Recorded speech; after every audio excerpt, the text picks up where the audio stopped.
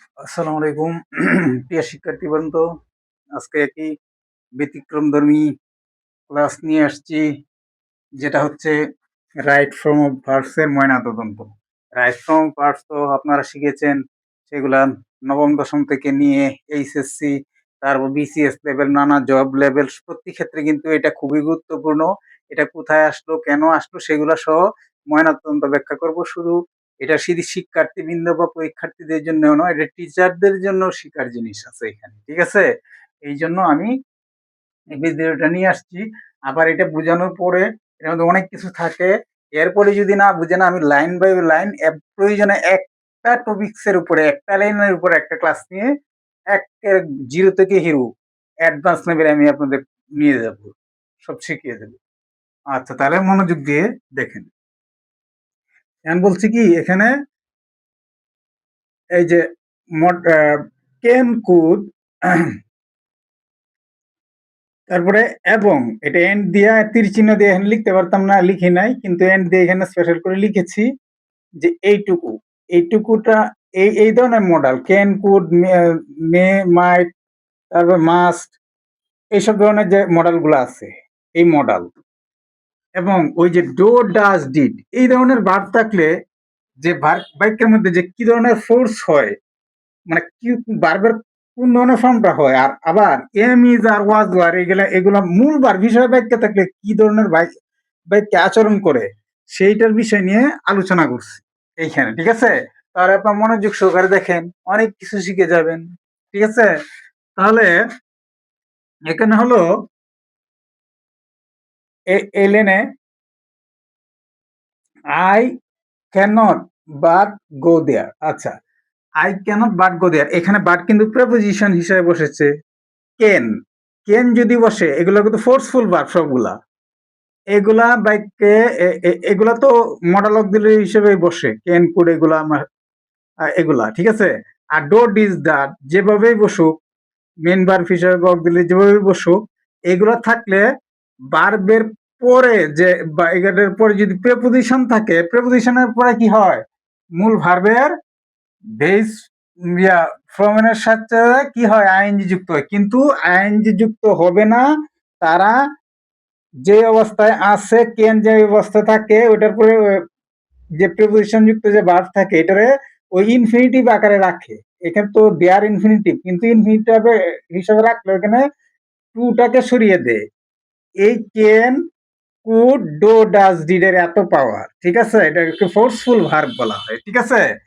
যদি পরীক্ষায় আসে বা যদি কোনো ইন্টারভিউ কোনো লাইনে আসছে যে ক্যান নটের বাটের পরে যদি এই এরকম আকারে থাকে, ওইটাই ঠিক দিয়ে দিবেন, আর বাকিগুলা আইএনজি থাকবে বা অন্য কিছু থাকবে, অন্য ইয়েস থাকবে, এই সেই থাকবে, অনেক কিছু ওগুলা বাদ দিয়ে দিবেন।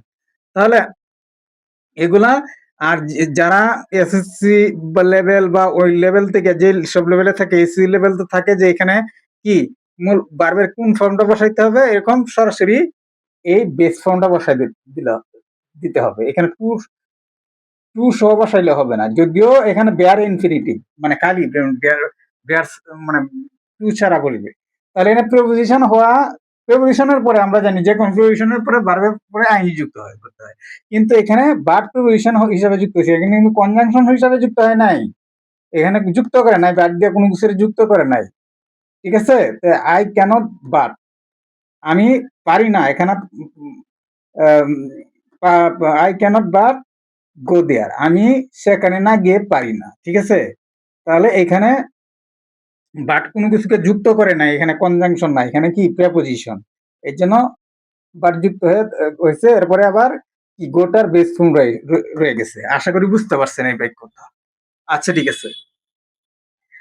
এরপরে কিছু বোঝার থাকলে আমার পরবর্তীতে কমেন্টে বলবে। আচ্ছা, কারণ I can not help going there, তাহলে I can not help going there এখানে বসছে। এখানে আই ক্যান নট এর পরে হেল্প, এই যে ক্যান এর কাজটা কি করছে, যে এটা ফোর্সফুল ধরে রাখার কথা, এটা বেস ফর্মে ধরে রাখছে, টু বিয়ার ইনফিনিটিভ বসবে, টু বসবে না, হেল্প। আবার ওই যে হেল্প, এখানে কিন্তু এই যে হেল্পের সাথে হেল্প, এগুলোর আলাদা জানার বিষয়।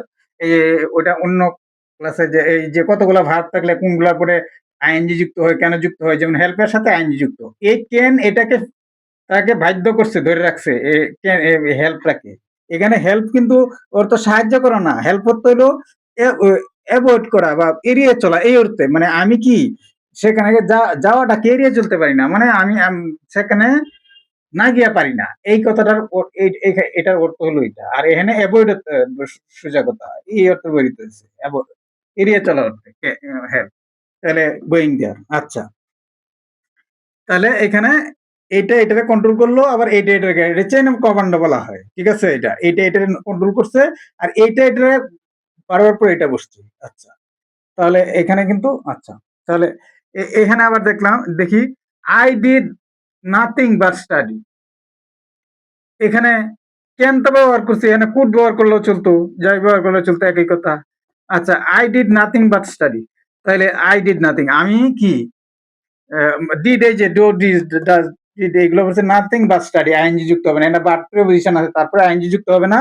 এই ডিড এর কারণে, এই ডিডটা এটাকে কন্ট্রোল করে রেখেছে, ঠিক আছে। ওই ভার্বটাকে কি কন্ট্রোল করে স্টাডির পরে আইএনজি যুক্ত করতে দিবে না। আর আইএনজি যুক্ত বাক্য থাকলে আপনারা ভুল দিয়ে দিবেন। আর যদি রাইট ফর্ম আকারে স্টাডি থাকে বা অন্যান্য শব্দ থাকে, এটার সাথে এই আকারে বেজ আকারে বসাই দিবেন। আর সাথে ইনফিনিটিভ টু আছে, ওইটাকে এমন এমন জোর, এগুলা এত ফোর্সফুল ভার্ব, এই ভার্ব গুলা এগুলা যে এগুলোর সাথে ওইটার ইনফিনিটিভটাকেও উঠায় দেয়, ফোর্স উঠায় দেয়, শুধু খালি এই বেস ফর্মটাকে রাখে। আচ্ছা, ঠিক আছে। এখানে তাহলে I did not help studying, তাহলে আই ডিড, এই যে ডিডটা কি ইয়া করছে, হেল্পকে বেস ফর্মে ঠিক রাখছে, আই ডি নট হেল্প। এরপরে হেল্পের কাজটা কি, ওই যে হেল্পের পরে আরেকটা ভার্ব বসছে, তাহলে এটা স্টাডিং, ঠিক আছে। হেল্পের কিন্তু মানে ভার্ব, ওইখানেও ভার্ব এখানেও ভার্ব, এটা পরে আইএনজি যুক্ত হয়েছে।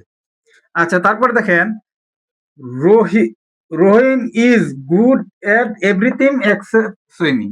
এখানে কিন্তু এই যে দেখেন, এখন এইগুলোর কাজটা আনছি, যে রহিম ইজ গুড এট মানে কি, দক্ষ কি, এভরিথিং, গুড এট এভরিথিং, মানে সবকিছুতে দক্ষ, এক্সেপ্ট সুইমিং। এক্সেপ্ট কিন্তু প্রিপোজিশন, এখানে কিন্তু বাদ দিলেও বসাইলেও চলতো। আর এখানে ইজ গুড এট, এখানে এনে কিন্তু এই প্রত্যেকগুলা বাক্য অ্যাক্টিভ ভয়েসের মুডে থাকতে হবে। এটা যদি এবং কন্টিনিউয়াস মুডে থাকলেও চলবে না। ওই যে আর এইটা সবগুলা বাক্য কিন্তু অ্যাক্টিভ মুড, এখানে ক্যানট বি হয় নাই বা এরকম অর্থে কিন্তু এগুলো মিলবে না, প্রত্যেকগুলো অ্যাক্টিভ মুডে থাকতে হবে, এরকম। এই যে আচ্ছা, এখানে ইজ এন্ড মেইন ভার্ব হিসাবে বসছে, মেইন ভার্ব হিসাবে বসতে হবে এগুলো, এম ইজ আর, যে he is good at everything except swimming. এই যেমন ইজ, এম ইজ, এখানে কি ডো ভার্ব আছে, ডো ডিজ ডাট ক্যান কুড আছে, এগুলো নাই। সুতরাং এখানে is good at everything except বা ভার্ব যদি থাকে, তাহলে এখানে ওই প্রিপোজিশনের পরে কি আর ওই ফর্মটা ধরে রাখবে না, ওই যে বার স্টাডি এরকম হবে না, এটার পরে সুইমিং, এই যে সুইমিং বসে গেল। সংক্ষেপে একটা উদাহরণ দিলেই অনেকগুলো, এগুলো শত শত হাজার হাজার এমনিতেই পারবে, যদি খালি একটা একটা করে মনে রাখতে পারবেন। এই ধরনের যত নিয়ম আছে সবকিছু সব পারবেন, হাজার হাজার নিয়ম ইয়ার থেকে, সেন্টেন্স থেকে আপনার বাছাই করতে পারবেন কোনটা ঠিক না কোনটা ঠিক ওইটা।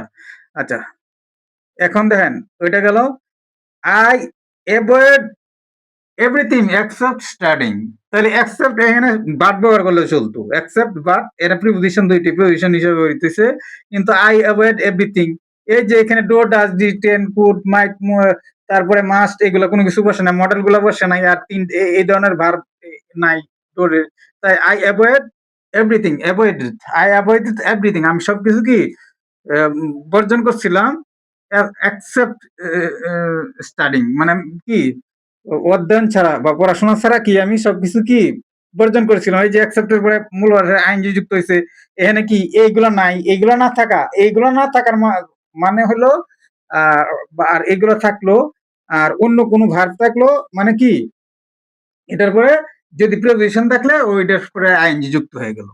এইগুলো হইলো শিক্ষা, এগুলো হলো মূল মনে রাখার মজার বিষয়, গ্রামারের একটা মানে গ্ল্যামার সেটাকে বলা হয়, ঠিক আছে। এগুলো মনে রাখতে, হ্যাঁ। এখন পরের বাক্যটা আসি, I did everything except play. এখন এই যে আই ডিড এভরিথিং, আমি সবকিছু করি এক্সেপ্ট প্লে, মানে এক্সেপ্ট প্লেইং হবে না, কিন্তু এক্সেপ্ট এখানে বাদ বসালে চলতো, বাদ প্লে হতো, কারণ কি এই যে ডিড আছে বাক্যে, আই ডিড এভরিথিং, আমি সবকিছু করি অ্যাবস্ট্রাক্টলি, মানে খেলাধুলা ছাড়া মানে কি উম, অন্য সবকিছু করি। এখন এই বাক্যে we must but obey the laws. We must, এই যে মাস্ট একটা ভার্ব নিয়ে আসলাম modal, we must but obey the laws. আমরা কি আইন মান্য না করে পারি না। এখানে ওবে মাস্ট বাট, এই যে মাস্ট মডাল হিসেবে আসলো, এটা ধরে রাখলো বেয়ার ইনফিনিট, টু ওবে বসে নাই, বা ওবেইং তো হবেই না। এই যে মডাল, সব ধরনের মডাল বলছিলাম, এই যে মডাল মাস্ট বসছে, বাট টু ওবে, টুটাকে সরাই দিছে, আবার শুধু এই বেস ফর্মটাকে রাখছে, না ওবেইং ওবেট কোনো কিছু দিলে হবে না, দ্য লস। ঠিক আছে, এরকম। এখন আমি উই মাস্ট হেল্প গোয়িং, তাহলে উই মাস্ট এর পরে হেল্প, মাস্টটা কি হেল্পকে নিয়ন্ত্রণ করছে, টু ইনফিনিটিভ এখানে যুক্ত, হয়তো কিন্তু টুটাকে সরাই দিয়ে এটা কি বেস ফর্মে রাখছে। ঠিক আছে, উই মাস্ট হেল্প গোয়িং, তাহলে মাস্ট থাকলেও এখানে কি হেল্প, তার হেল্পে রাখছে, আবার হেল্পের পরে কি আবার গো যুক্ত হয়ে আইএনজি যুক্ত হয়েছে। আচ্ছা, যাই হোক, দুইটা আপনাদের জন্য হোমওয়ার্ক, বা তোমাদের জন্য যাই বলি, হি এটা কার্সিভ রাইটিং এ লিখি অনেক সময় আমি, লেখাগুলা তবে বুঝে নেবেন, এটা করে এইচ, এটা কিন্তু এইচ পুরোপুরি H. He could not but love her, এইখানে কি বসবে, আবার she is fond of nothing except dance আছে এখানে, এখানে কি বলবে, এইটুকু আপনারা জানাবেন। আর কমেন্টের মধ্যে সবকিছু জানাবেন, লাইক কমেন্ট, যেভাবে করার, যেভাবে যা কিছু করার আপনারা করবেন বোঝার জন্য। আর সবকিছু এটুকু আমাকে জানাবেন, আমি সবকিছুই আপনাদের জন্য জিরো থেকে অ্যাডভান্স লেভেল সবকিছু শিখাবো। তো ভালো থাকবেন, আসসালামু আলাইকুম।